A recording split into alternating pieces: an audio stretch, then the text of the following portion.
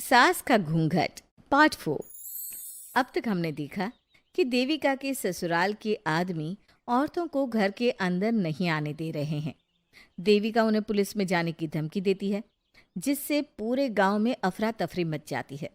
तभी गांव का एक आदमी सरपंच को बुलाकर ले आता है। सरपंच उनके घर के बाहर का नज़ारा देखकर कहते हैं, जोगिंदर जी, ये आपके घर की औरतों ने कैसा हंगामा मचा रखा है। आपका घर तो संस्कारों की मिसाल था, लेकिन ये मैं क्या देख रहा हूँ। आपके घर की किसी औरत ने घूंघट नहीं कर रखा। अब सरपंच जी, हमारे घर की औरतों को इस देविका ने बहकाया है। हमने पहले ही इन सबको चेतावनी दी थी कि अगर ये घर से बाहर गई तो हम इन्हें घर में नहीं आने देंगे। अब ये देविका हमें धमकी दे रही है कि पुलिस को बुलाएगी। क्या? पुलिस? इस गांव का बरसों पुराना इतिहास रहा है। इस गांव में कभी पुलिस नहीं आई। गांव के सभी फैसले हमने मिलजुल कर किए हैं। जोगिंदर, तुम्हारे घर का फैसला पंचायत करेगी। सरपंच जी, आपने ठीक कहा। पंचायत दोनों तरफ की बातें सुने और जो भी फैसला पंचायत करेगी वो हमें मंजूर होगा। तो ठीक है, आज दोपहर को सभी गांव की चौपाल पर इकट्ठा होंगे और वहीं तुम्हारे घर का फैसला होगा। सरपंच वहां से चला जाता है। घर के आदमी घर के अंदर जाकर दरवाज़ा बंद कर लेते हैं और घर की औरतें वहीं घर के बाहर पेड़ के नीचे बैठ जाती हैं। तभी विमला कहती है, देविका बहू, तुम्हें भूख लगी होगी ना? नहीं माँ जी, मुझे भूख नहीं लगी, मैं ठीक हूँ। बहू, तेरा बच्चा छोटा है अभी, तुझे भूखा नहीं रहना चाहिए। वेदा, सुजाता, जाओ पास में जो पंडित जी का बाग है ना, वहाँ से कुछ फल तोड़ लाओ। वीना और सुजाता पास के बगीचे से खूब सारे फल तोड़ कर ले आती हैं। सभी औरतें फल खाती हैं। तभी देविका कहती है, आप सब घर से बाहर निकली, घूंघट उतार दिया तो इन मर्दों की इज्जत चली गई, लेकिन हम सब घर के बाहर भूखे प्यासे बैठे हैं। इस बात पर इन अहंकारी मर्दों को शर्म क्यों नहीं आ रही? हाँ देविका, तुम ठीक कह रही हो। अगर हम मर भी जाए ना, तब भी इन मर्दों के लिए इनके बनाए गए नियम कानून ही अहम रहेंगे, हम नहीं। सुजाता भाभी, मुझे तो सबसे ज़्यादा सचिन पर गुस्सा आ रहा है।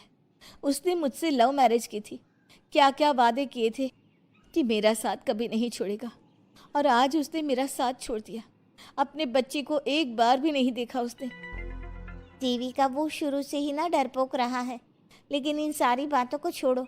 मुझे तो इस बात की चिंता हो रही है कि पंचायत में न जाने क्या फैसला होगा। पता नहीं वो इंसाफ करेंगे भी या नहीं। वीना दीदी, आपको अभी भी पंचायत से इंसाफ मिलने की उम्मीद है? अगर इस गांव की पंचायत में सच में इंसाफ करने की भावना होती तो सरपंच जी अभी हमें घर के अंदर जाने देते। देखा नहीं कितना जहर उगल कर गए हैं हमारे खिलाफ। तो बहू, अब हम क्या करेंगे? पंचायत तो हमारे खिलाफ ही फैसला सुनाएगी। पहले तो हम अपनी सारी बातें रखेंगे। अगर ये लोग नहीं माने तो आपको वही करना होगा जो मैं कहूँगी। लेकिन एक बात आप याद रखना, किसी भी सूरत में हम झुकेंगे नहीं, क्योंकि हम सही हैं। देविका सभी औरतों को समझा रही थी। तभी वहाँ एक गांव वाला आता है। आप सभी को पंचायत में बुलाया है। उस गांव वाले की बात सुनकर सभी औरतें पंचायत में पहुंचती हैं। वो देखती हैं कि उस पंचायत में सारा गांव इकट्ठा हो गया है। बहुत सारी औरतें लंबे लंबे घूंघट करके वहां आई हुई हैं। तभी पंचायत की कार्यवाही शुरू की गई और घर के आदमियों से पूछा गया कि वो घर की औरतों को घर में क्यों नहीं रखना चाहते। हमारे घर की औरतें ना तो घूंघट उतारती है और ना ही किसी डॉक्टर से इलाज करवाती है, और हमारे मना करने के बाद भी इन सब ने घर से बाहर कदम रखा, हमसे ऊंची आवाज़ में बात की। हमने इन सबको चेतावनी भी दी, लेकिन इन्होंने हमारी बात नहीं सुनी। अब ये सभी औरतें हमारे घर में नहीं रह सकती। अब औरतें अपना पक्ष रखें। ये कानून की किस किताब में लिखा है कि औरतों को घूंघट करना चाहिए? और अगर मेरे ससुराल की औरतें मुझे डॉक्टर के पास ना लेकर जाती तो ना मेरा बच्चा जिंदा बचता और ना ही मैं। लेकिन दाई अम्मा से हम इलाज करवा रहे थे ना। दाई अम्मा को कुछ समझ में नहीं आ रहा था। देविका का इलाज दाई अम्मा के बस की बात नहीं थी। काफी देर तक दोनों पक्षों में बहस चलती रही। दोनों एक दूसरे पर आरोप प्रत्यारोप लगाते रहे, लेकिन दोनों पक्षों की बात सुनने के बाद पंचायत ने जो फैसला लिया उसके लिए तो देविका पहले से ही तैयार थी। दोनों पक्षों की बात सुनने के बाद पंचायत ने यह फैसला किया है कि सारी गलती महिलाओं की है। अगर वो अपने अपने पतियों से माफ़ी मांग लेती है और वादा करती है कि भविष्य में कभी ऐसी गलती नहीं दोहराएंगी, तो वो घर के अंदर प्रवेश कर सकती हैं। हमें पंचायत का फैसला मंजूर नहीं है। हमने कोई गलती नहीं की जो हम माफ़ी मांगे। और किस बात का वादा करें हम? हमने देविका की जान बचाई है, तो आप हमसे भविष्य में किसी की जान ना बचाने का वादा ले रहे हैं क्या? अगर तुम्हें पंचायत का फैसला मंजूर नहीं है तो तुम सबको घर में नहीं पुरानी हवेली में रहना होगा, जो अब खंडहर बन चुकी है। यह खंडहर तुम्हारे घर के सामने ही है। सरपंच जी, आपका फैसला सही नहीं है। एक बार और सोच लीजिए इस फैसले के बारे में। ओ शहर की छोरी, 4 किताबें क्या पढ़ ली, हमें सही गलत का पाठ पढ़ाएगी? तुझे पता नहीं कि पंचायत का फैसला यहाँ सदियों से चलता आया है और लोग उसी को मानते आए हैं। अच्छी तरह जानती हूँ सरपंच जी। अगर मैं चाहूँ तो आपके इस फैसले को कोर्ट की चौखट तक ले जा सकती हूँ। पुलिस को बुलाकर अभी घर के अंदर जा सकती हूँ। पंचायत और घर के आदमियों की शिकायत पुलिस में कर सकती हूँ और अपने बच्चे को उसका हक दिलवा सकती हूँ। लेकिन नहीं, मैं ऐसा नहीं करूँगी। मैं उसी खंडहर में रहूँगी और इस गांव के आदमियों को दिखा दूंगी कि औरत खंडहर को भी महल बना सकती है, और वो भी बिना किसी आदमी की मदद के। सारे गांव की औरतें देविका की बातें सुनकर हैरान हो जाती है। उनका जीवन घूंघट और घर के 4 दीवारी के बीच में ही था। कोई औरत अपने हक के लिए पंचायत से भी टकरा सकती है, ये बात उन्होंने पहली बार सुनी थी।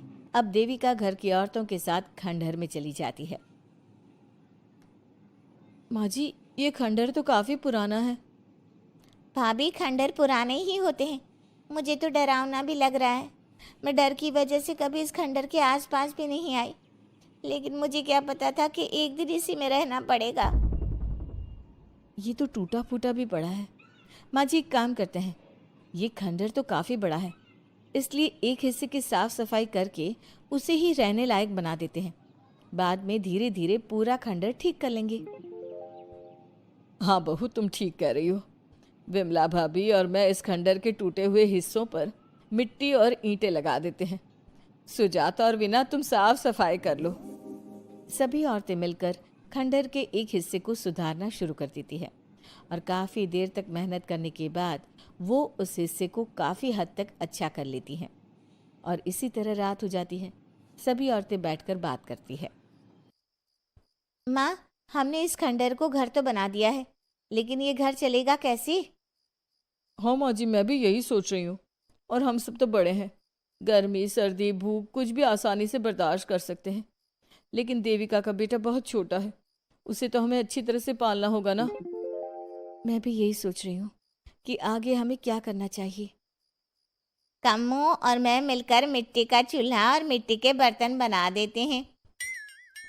कुछ दिन के लिए खाने का इंतज़ाम भी हो जाएगा, क्योंकि यहाँ पर खेत और बाग बगीचे आसपास ही हैं, कहीं से कुछ भी ले सकते हैं। पहले आप मुझे ये बताइए कि आप सब लोगों को आता क्या है?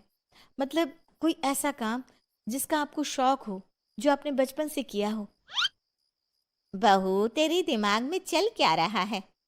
माँ जी, बहुत कुछ चल रहा है। बस अब हमारा सारा ध्यान इस बात पर होना चाहिए कि हम अपने लिए अच्छे से अच्छा क्या काम कर सकते हैं। आप सब हिम्मत से और समझदारी से काम लो, फिर देखना हम इस खंडहर को भी महल बना देंगे। इसके लिए सबसे पहले हमें आत्मनिर्भर बनना होगा। देविका सभी को समझा रही थी, तभी उसका बेटा रोने लगा। उसने अपने बेटे को गोद में उठाया और उसे चुप कराने लगी। अब देविका के सामने सबसे बड़ी चुनौती थी कि वो किस तरह से ससुराल की औरतों को आत्मनिर्भर बनाए और किस तरह से अपना घर चलाए। हमारे प्यारे दर्शकों, अब आप बताइए, देविका और घर की सभी औरतों ने अपने पतियों से माफी ना मांगकर सही किया या गलत? क्या उनका खंडहर में रहने का फैसला सही था? अब देविका को क्या कदम उठाना चाहिए, हमें कमेंट में ज़रूर बताना। हमारी कहानी को लाइक, शेयर और चैनल को सब्सक्राइब करना मत भूलना।